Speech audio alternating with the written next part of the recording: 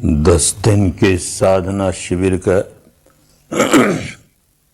पहला दिन पूरा हुआ। अब काम करने के लिए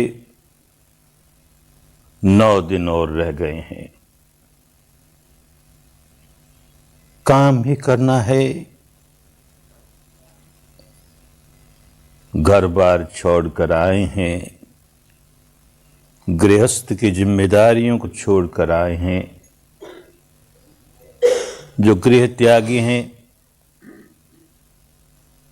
वो भी अपने विहारों को, आश्रमों को छोड़कर आए हैं, तो तपने के लिए आए हैं। खूब तपना होगा। छुट्टी मनाने के लिए नहीं आए, पिकनिक करने के लिए नहीं आए, तपने आए हैं। बहुत परिश्रम करना होगा, बहुत पराक्रम करना होगा, बहुत पुरुषार्थ करना होगा।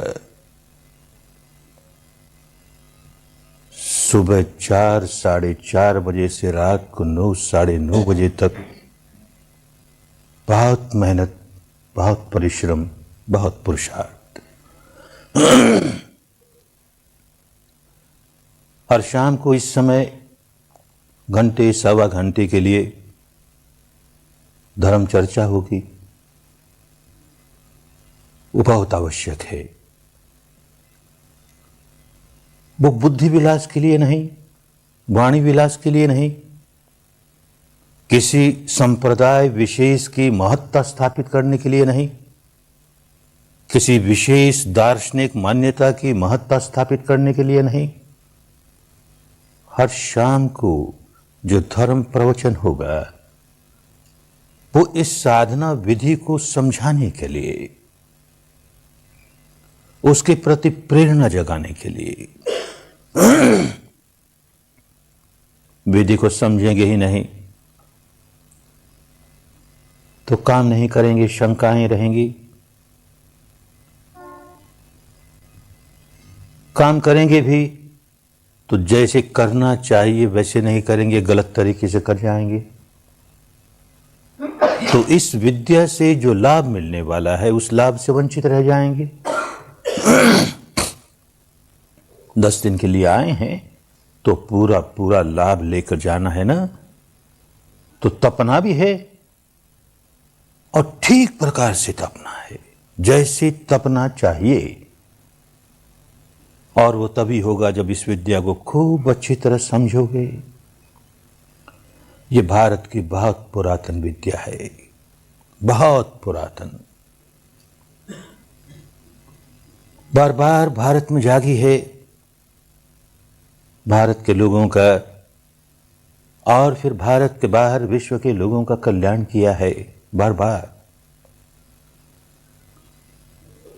लेकिन विद्या इतनी नाजुक है, इतनी शुद्ध है, इसमें सांप्रदायिकता टिक नहीं सकती। और कुछ समय, कुछ सदियां बीतने के बाद ये विद्या कुछ ऐसे बावले लोगों के हाथ में पड़ जाती हैं जो इसमें सांप्रदायिकता जोड़ देते हैं, कोई दार्शनिक मान्यता का बोझ जोड़ देते हैं, कोई कर्मकांड जोड़ देते हैं,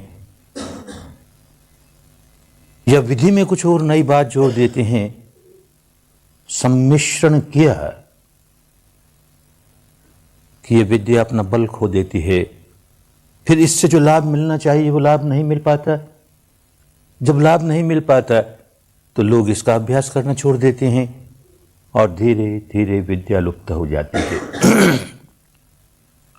ऐसा इस देश में अनेक बार हुआ। 2600 वर्ष पूर्व के भारत में भी ये पुरातन विद्या बिल्कुल विलुप्त हो गई थी।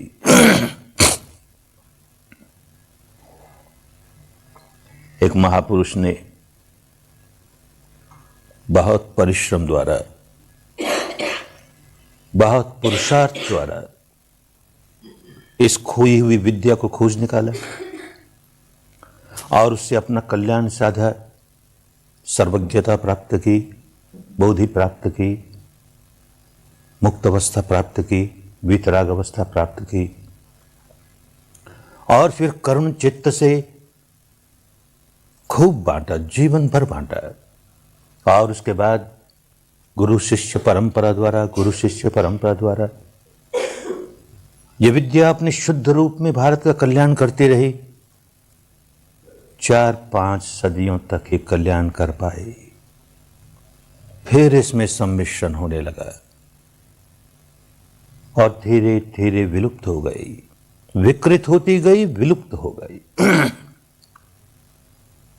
सौभाग्य से जहां अनेक पड़ोसी देशों में गई, वहां एक पड़ोसी देश ने इस विद्या को अपने शुद्ध रूप में कायम रखा, उसमें जरा सा सम्मिश्रण नहीं होने दिया। जैसे भारत से प्राप्त हुई थी बस वैसे ही उसे कायम रखा। गुरु शिष्य परंपरा से पीढ़ी दर पीढ़ी, भले बहुत थोड़े से लोग ही इसका अभ्यास करते रहे। उस देश के आम लोग इसे भुला चुके थे। थोड़े से लोग ही गुरु शिष्य परंपरा द्वारा इसे अभ्यास करते हुए अनुभवों के स्तर पर इसे जीवित रखा। तो आज हमें ये अपने मौलिक शुद्ध रूप में प्राप्त हुई है। तो भारत की इतनी पुरानी विद्या होते हुए भी आज भारत के लोगों को लगता है कि नई सी विद्या है, ये हम क्या कर रहे हैं, ऐसा क्यों कर रहे हैं। भिन्न भिन्न प्रकार की शंकाओं का जागना स्वाभाविक है। आखिर धर्म की गंगा है, सांप्रदायिकता विहीन धर्म की गंगा है। तो लोग प्यास बुझाने आते हैं। हर संप्रदाय का व्यक्ति आता है, हर मान्यता का व्यक्ति आता है, विभिन्न प्रकार की परंपराओं में उलझा हुआ व्यक्ति आता है, प्यास बुझाने के लिए आता है। आना भी चाहिए, सभी के लिए है, किसी एक संप्रदाय के लिए नहीं, किसी एक जाति विशेष के लिए नहीं, किसी एक वर्ण विशेष के लिए नहीं, किसी एक गोत्र विशेष के लिए नहीं। सबकी प्यास बुझाने वाली धर्म की गंगा आती तो हैं, लेकिन सबकी अपनी अपनी मान्यताओं के लिए जीवन भर जिस संप्रदाय में जन्मे, जिस परिवार में जन्मे, जिस संप्रदाय में पले, वहां की बातें सुनते सुनते सुनते जो बुद्धि पर लेप लगे वो सारे लेप लेकर आते हैं, और यहां आते ही सारे लेप धुल जाएंगे, ऐसी आशा भी नहीं की जा सकती, ऐसा विश्वास भी नहीं किया जा सकता। तो इसकी वजह से मन में शंकाएं उठती हैं, ये मैं क्या करने लगा, हमारी परंपरा तो ऐसा नहीं मानती, हमारी दार्शनिक मान्यता तो ये नहीं मानती, वो नहीं मानती। और साधना के नाम पर, ध्यान के नाम पर भी न जाने कितने प्रकार के लेप लगे हुए। कुछ पढ़ा है, ध्यान ऐसे होता है, कुछ सुना है, ध्यान ऐसे किया जाता है, कुछ थोड़ा बहुत किया भी है, और यहां तो इसके बिल्कुल विपरीत काम होता है। तो शंका उठनी स्वाभाविक है, क्या मैं सही काम कर रहा हूं, सही काम कर रही हूं। तो ये शाम के धर्म प्रवचन इस विद्या के स्पष्टीकरण के लिए बहुत आवश्यक है। बस इसीलिए इनका प्रयोग होना चाहिए कि क्या कर रहे हैं और ऐसा ही क्यों कर रहे हैं, और किसी प्रकार क्यों नहीं कर रहे, इस बात को अच्छी तरह समझ लेने के लिए इन धर्म प्रवचनों का प्रयोग करें। जैसे आज ही काम शुरू किया, क्या किया, दिन भर अपने सांस के आवागमन के प्रति सजग रहने का काम किया। सांस आया तो जान लिया आया, गया तो जान लिया गया। सांस की कसरत नहीं की, सांस पर कोई नियंत्रण नहीं किया, बिल्कुल सांस नहीं मालूम होता हो तो 2-4 सांस जरा जोर से लेकर के जान लिया और फिर सहज स्वाभाविक सांस पर आ गए।